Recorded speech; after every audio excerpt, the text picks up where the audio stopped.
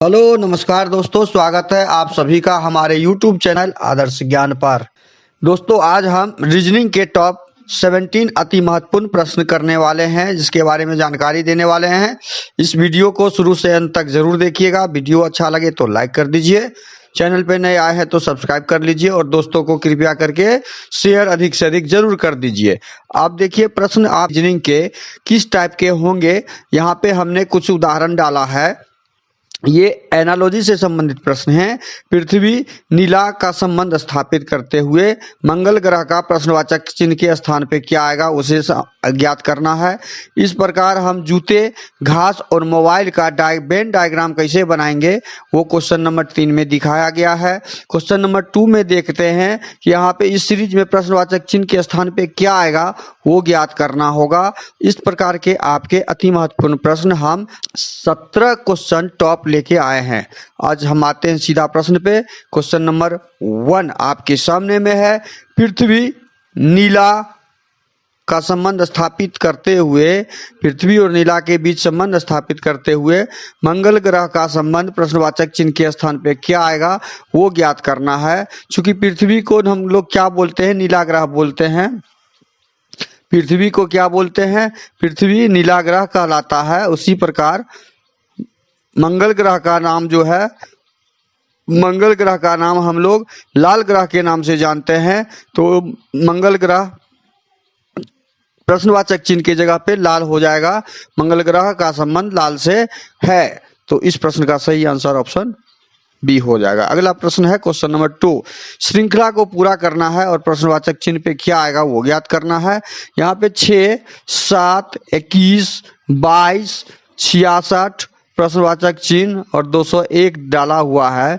तो 6 में 1 प्लस किया 7 हुआ है, 6 में 1 प्लस किया और 7 में क्या किया है 3 से गुना किया तो 21 हो गया। फिर क्या किया 21 में 1 प्लस कर दिया है तो 22 हो गया और 22 में क्या किया है 3 से गुना कर दिया है।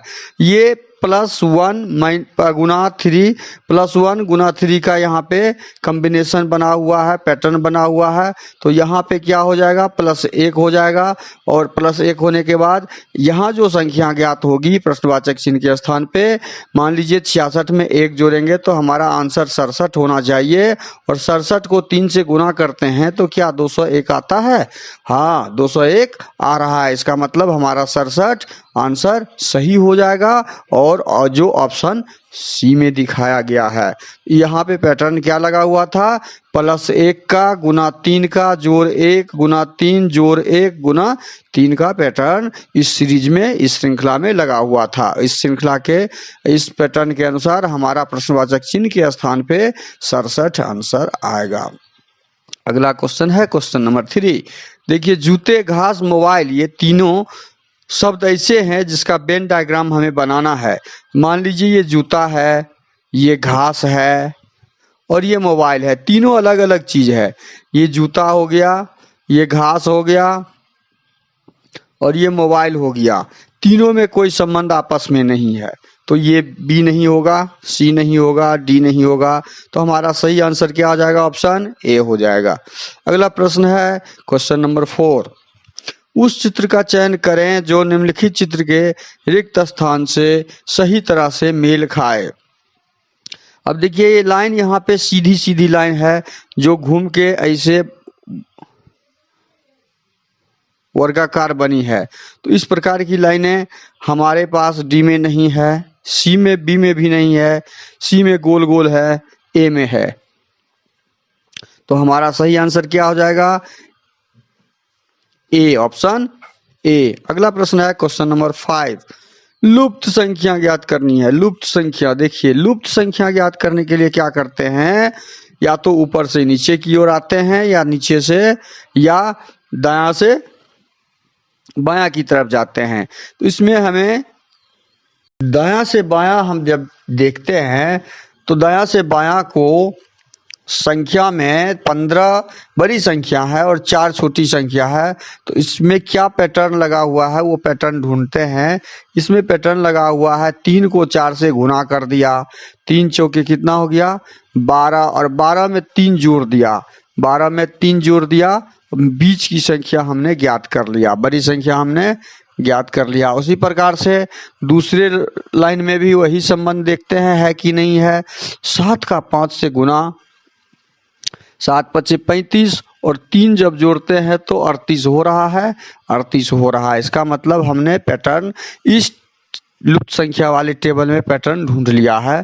अब उसी प्रकार से हम इस प्रश्नवाचक चिन्ह वाले को ज्ञात करेंगे। 3 और 5 को गुना करेंगे और 3 जोड़ देंगे। हम सेम पैटर्न यहाँ पे भी डाल रहे हैं। 15 3 18, तो हमारा आंसर कितना आना चाहिए? 18 आ गया, आना नहीं चाहिए। तो इस प्रश्न का सही आंसर क्या आ जाएगा? ऑप्शन बी, 18 आंसर इसका आएगा। अगला प्रश्न है क्वेश्चन नंबर 6। निम्नलिखित में से क्या इस समूह से संबंधित नहीं है? देखिए इसमें से समूह में कौन संबंधित नहीं है? केला क्या है? फल है। लीची क्या है? फल है। कीवी क्या है? फल है। काहू क्या है? काहू घास का नाम है। कोई घास का नाम है, लेटिस घास का नाम। तो इसमें से ये ऑप्शन सी हमारा जो है भिन्न है। तो ऑप्शन सी ऑप्शन डी में दिया हुआ है, जो ऑप्शन डी सही आंसर हो जाएगा। अगला प्रश्न है क्वेश्चन नंबर 7। विवरण निष्कर्ष दोनों देखना है। अब इसका डायग्राम बनाना है। सभी प्याज भुट्टे हैं, सभी प्याज भुट्टे हैं। पहले तो भुट्टा, ये भुट्टा हो गया, भुट्टा का डायग्राम। अब है उसके अंदर हम बनाएंगे प्याज का। जितने भी प्याज हैं भुट्टा के अंदर आ जाएगा। ये हो गया प्याज का। अब क्या है अगला? सभी भुट्टे बीज हैं, सभी भुट्टे बीज हैं। अब सभी भुट्टा, भुट्टा हमारा लाल वाला कलर है, वो भुट्टा क्या है? सभी भुट्टा बीज है, तो भुट्टा किसके अंदर आ जाएगा? बीज के अंदर आ जाएगा। भुट्टा बीज के अंदर आ जाएगा। हमने जो डायग्राम बनाया वो ये डायग्राम बनेगा। भुट्टा ये हो गया बीज, सभी भुट्टा बीज के अंदर में आ गया रेड वाला। इसका मतलब हुआ सभी भुट्टा बीज है। अब निष्कर्ष पे आइए। निष्कर्ष नंबर 1 पढ़िए। सभी प्याज बीज हैं, सभी प्याज बीज की तरफ आ रहा है। सभी प्याज बीज है, वास्तव में है। देखिए प्याज ब्लू वाला कलर जो है प्याज का डायग्राम है, और वो हमारा कहाँ पे आ रहा है? वो हमारा हरे वाले के तरफ आ रहा है। तो ये स्टेटमेंट, ये निष्कर्ष सही है। अब दूसरा निष्कर्ष पढ़िए। कुछ बीज प्याज हैं, कुछ बीज प्याज हैं। तो बीज का जो कुछ भाग है, देखिए बीज का ये भाग, इतना ये भाग, ये प्याज है। मतलब कुछ तो है, बीज का कुछ भाग प्याज जरूर है। तो दोनों स्टेटमेंट हमारा, दोनों निष्कर्ष सही है। तो इस प्रश्न का सही आंसर ऑप्शन, दोनों 1 और 2 अनुसरण करते हैं, ऑप्शन डी हो जाएगा। हमारा आंसर क्या हो जाएगा? ऑप्शन डी हो जाएगा। इसको ठीक से फिर एक बार समझिए कि सभी प्याज भुट्टे हैं। भुट्टे जितने भी थे रेड कलर में हमने जो बनाए हैं वो भुट्टे के डायग्राम हैं। तो सभी प्याज उसके अंदर आ जाएगा। सभी जैसे ही आएगा तो सभी उसके अंदर आ जाएगा, भुट्टे के अंदर सभी। अब सभी दूसरा सेंटेंस था, दूसरा सेंटेंस यह है, सभी भुट्टे बीज हैं। जितने भी भुट्टे रेड कलर में हैं वो सारे बीज के अंदर आ जाएंगे, बीज के डायग्राम के अंदर। जो हमने बीज हरे कलर में जो डायग्राम बनाया वो बीज का वो बना दिया।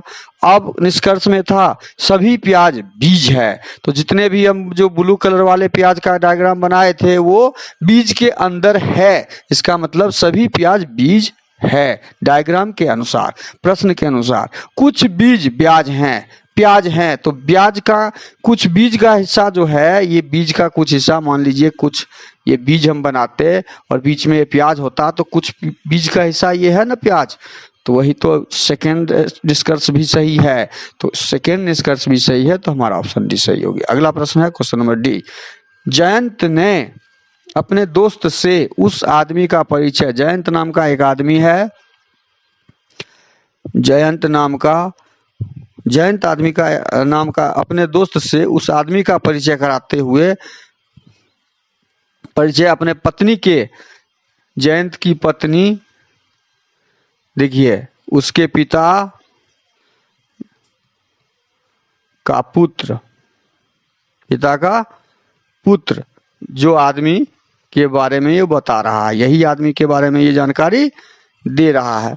जब उसकी पत्नी के पिता का पुत्र हुआ तो पत्नी का भाई हुआ ही, पत्नी का कौन हुआ ही भाई, पत्नी का भाई जयंत का कौन लगेगा, क्लियर है, पत्नी का भाई जयंत का साला लगेगा। तो इस प्रश्न का सही आंसर ऑप्शन बी हो जाएगा। अगला प्रश्न है क्वेश्चन नंबर 9।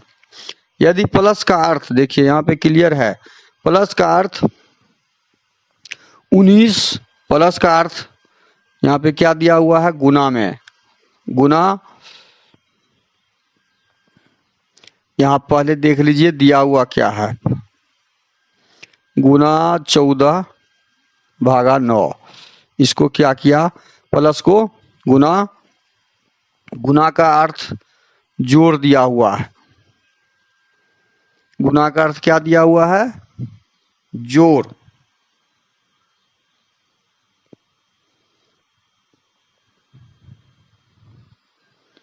गुना का अर्थ जोड़ और भाग का अर्थ घटाव दिया हुआ है। अब याद कीजिए इसको, 19 पंचे 95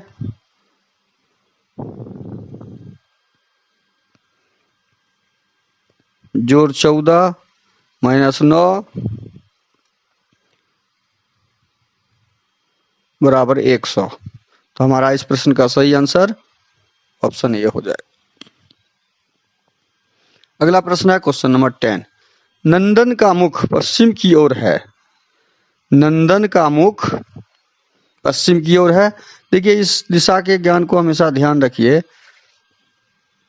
ये उत्तर होता है, ये दक्षिण होता है, पूरब होता है, पश्चिम होता है। हमें अब ज्ञात करना है, सीधी लाइन बनाइए, ये दिशा हो गया, नंदन का मुख पश्चिम की ओर है। अब ये पश्चिम दिशा, ये पश्चिम की ओर है, मुख पश्चिम है। प्रश्न में क्या दिया है, वह 135 डिग्री घड़ी की दिशा में मुड़ता है और फिर यहां से वो 135 डिग्री, 45 डिग्री ये हुआ हमें पता है, और ये 45 डिग्री, ये 45 डिग्री और ये 45, 90 डिग्री हो गया, और 90 45 135 हो गया, 90 45 135, ये 45 डिग्री घड़ी की तरफ घुमा तो 135 डिग्री ये टोटल यहां से यहां तक घूम गया, आ गया यहाँ पे उत्तर पूरब की ओर, ठीक है। और फिर 45 डिग्री घड़ी की विपरीत दिशा में, अब ये क्या किया, यहां से घड़ी के उल्टे घुमा, यहां से फिर घड़ी के उल्टे तरफ घूम गया, 45 डिग्री ये है, ये घूम गया, तो ये अभी कहां पर है, मुड़ जाता है, विपरीत दिशा में मुड़ता है। अब उसका मुख देखिए, अब उसका मुख किस दिशा में है, अब उसका मुख उत्तर यहाँ पे है खड़ा, उत्तर की दिशा में है, उसका मुख किस दिशा में है, उत्तर की ओर दिशा में है। ये इसको समझ में आया। इस प्रश्न का सही आंसर ऑप्शन सी हो जाएगा। अगला प्रश्न है क्वेश्चन नंबर 11। कूट भाषा में YELL को TALE को ज्ञात करना है। तो Y 25 नंबर होता है, E 5 नंबर, L 12 यही तो कोड डाला हुआ है, सबका कोड नंबर डाला हुआ है। उसी प्रकार टेल का निकालेंगे 20 1 12 5, तो 20 1 12 5 हमारा 20 1 12 5 ऑप्शन ए में दिख रहा है, तो इस प्रश्न का सही आंसर ऑप्शन ए हो जाएगा। अगला प्रश्न है क्वेश्चन नंबर 12।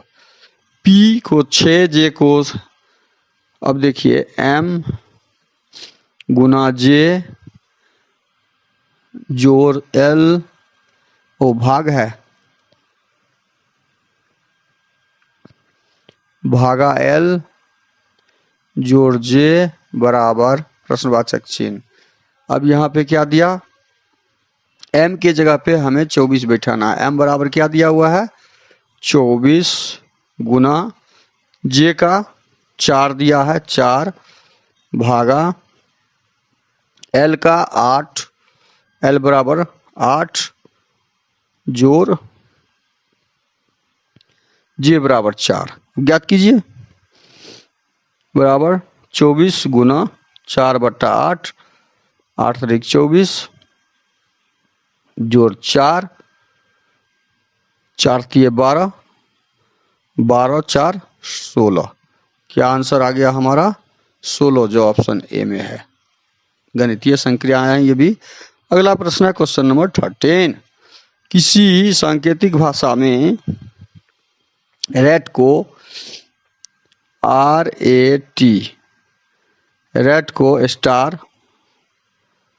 त्रिभुज और परसेंटेज लिखा है, कैट को हैच त्रिभुज परसेंटेज लिखा है, फैट को डॉलर त्रिभुज परसेंटेज लिखा है, तो कार का क्या होगा, इसी हिसाब से कार का निकालेंगे। कार का आराम से निकल जाएगा। सी का यहाँ पे दिया हुआ है हैच, तो हैच हो जाएगा, सी का हैच। ए का यहाँ पे त्रिभुज दिया हुआ है, तो ए का त्रिभुज, और आर का यहाँ पे स्टार दिया हुआ है, तो आर का स्टार। हमारा आंसर निकल गया, और जो ऑप्शन। अगला प्रश्न क्वेश्चन नंबर 14। नीचे दिए गए समूह में भिन्न की पहचान करें। भिन्न की पहचान करते हैं। देखिए स्कूटर जो है पेट्रोल से चलता है, मोटरसाइकिल भी पेट्रोल से चलता है, मोपेड भी पेट्रोल से चलता है। मतलब सबके लिए कोई ना कोई ईंधन की आवश्यकता होती है, ईंधन। लेकिन साइकिल चलाने के लिए मांसपेशी की आवश्यकता होती है। तो इस चारों में भिन्न आपका ऑप्शन ए सही आंसर हो जाएगा, साइकिल होगा। अगला प्रश्न है क्वेश्चन नंबर 15। कथन जो दिया हुआ रहे वही सर्वमान्य सब कथन होता है, उस पे ही हमारा आंसर निकालना होता है। इस तरह के प्रश्न में पढ़ाई करने का सबसे अच्छा समय प्रातः काल है, कथन दिया हुआ है। अब निष्कर्ष में दिया है पढ़ने के लिए कोई और समय अच्छा नहीं है। क्या सेंटेंस में ऐसा कोई कथन में है कि पढ़ने के लिए कोई और अच्छा समय नहीं है? हम अपना हिसाब से हम आंसर नहीं निकाल सकते हैं। तो निष्कर्ष हमारा ए गलत दिया हुआ है। व्यक्ति को केवल प्रातःकाल की ही पढ़ाई करनी चाहिए, ये भी क्या सेंटेंस कथन में दिया हुआ है? नहीं, हम अपने मन से नहीं ज्ञात कर सकते हैं। सर्व सत्य होता है स्टेटमेंट जो हमारे प्रश्न में दिया हुआ रहता है, उसे सार्वभौमिक सत्य से नहीं मिलाना है। जो सेंटेंस में प्रश्न दिया हुआ रहता है वही सब सही मानते हुए हमें स्टेटमेंट निष्कर्ष पे आना होता है इस तरह के प्रश्न में। तो ना 1 निष्कर्ष सही है ना 2, तो दोनों में क्या है, ना ऑप्शन बी सही हो जाएगा, ना ही 1 और ना ही सेकंड अनुसरण करता है। अगला प्रश्न है क्वेश्चन नंबर 16। वीक का संबंध हमें स्थापित करना है EIFQ के साथ, उसी प्रकार सेल का संबंध स्थापित करते हुए हमें आंसर ढूंढना है। बी 2 नंबर पे होता है, तो कितना का प्लस किया है, 2 यहाँ प्लस कर दिया है, 5 3 2 नंबर, 5 नंबर, 1 नंबर, 11 नंबर, 2 से 5 में बदला, 5 9 6 17, तो 2 + 3 हो गया है, 5 4 + 4 हो गया है, 1 + 5 हो गया है, 11 6 + 6। देखिए 3 4 5 6 का प्लस है, तो वही तो हम इसमें भी कर देंगे, +3 +4 +5 +6 कर दिए। अब आंसर ढूंढ लीजिए। यहाँ पे S होता है 19, A 1, I 9, L 12, 19 में 3 जोड़ेंगे तो 22, 22 भी होता है। 1 में 4 जोड़ेंगे तो 5, E5 होता है। 9 में 5 जोड़ेंगे तो 14, 14 कौन होता है? M14, N14 होता है, N14 होता है। L12 में 6 जोड़ेंगे तो 18, और 18 पे कौन होता है? R18 होता है। तो VENR, VENR हमारा ऑप्शन सी में है, तो हमारा आंसर सही हो जाएगा ऑप्शन सी। अगला प्रश्न है क्वेश्चन नंबर 17। विकल्पों में से कौन दिए गए चित्र का निकटस्थ सदृश है? अब देखिए इसमें जो ऑप्शन दिया हुआ है उसमें कौन सा चित्र इस चित्र के बराबर है।